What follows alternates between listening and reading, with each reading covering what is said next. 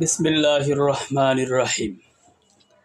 আজ আলোচনা করছি বাংলাদেশ ইসলামী ব্যাংকের প্রতিষ্ঠা নিয়ে।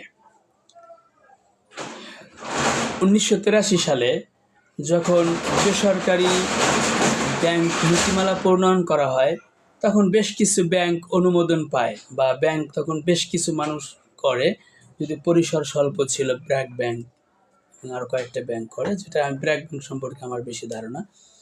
তো এর মধ্যে ইসলামী ব্যাংকও তখনই প্রতিষ্ঠিত হয় একসাথে। তো এই অন্য যে ব্যাংক আছে এগুলো চালাইছে বাংলাদেশি মানুষে। আর এই ইসলামী ব্যাংক প্রতিষ্ঠাতা করছে এলিয়েন অথবা ফেরেশতারা।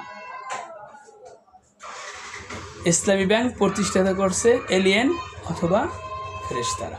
কারণ ইসলামী ব্যাংক প্রতিষ্ঠিত হয়নি।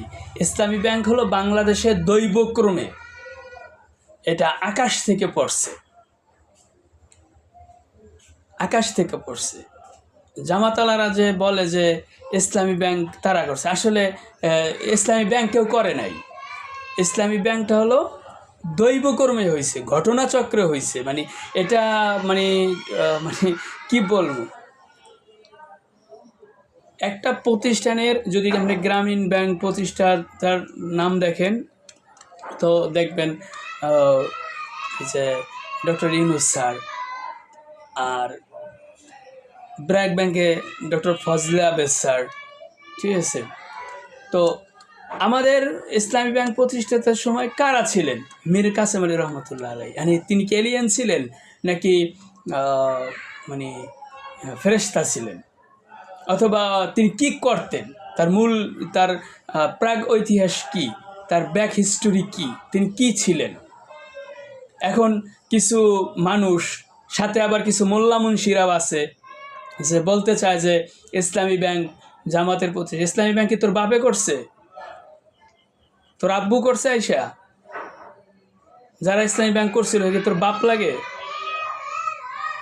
নাকি ওটা আকাশ থেকে পড়ছে? হ্যাঁ,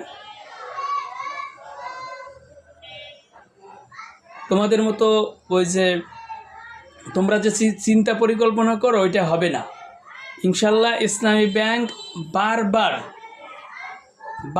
ইসলামী ব্যাংক জামাতের হাতে ফিরে আসবে এবং জামাত পরিচালিত করবে। জামাত যদি অস্বীকারও করে যে আমরা ইসলামী ব্যাংক পরিচালনা করব না, আবার ফিরে আসবে। কারণ ট্রাস্ট সবচেয়ে বড় জিনিস। 1983 সালে যারা